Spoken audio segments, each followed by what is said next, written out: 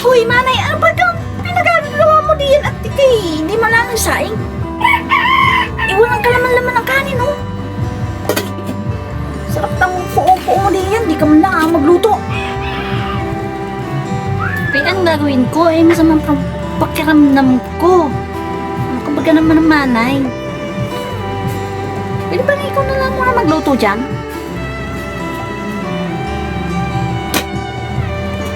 Wala ka na ginagawa dito sa bahay na ito. Na-stress ako, sumasakit ang ulo ko, wala akong pera.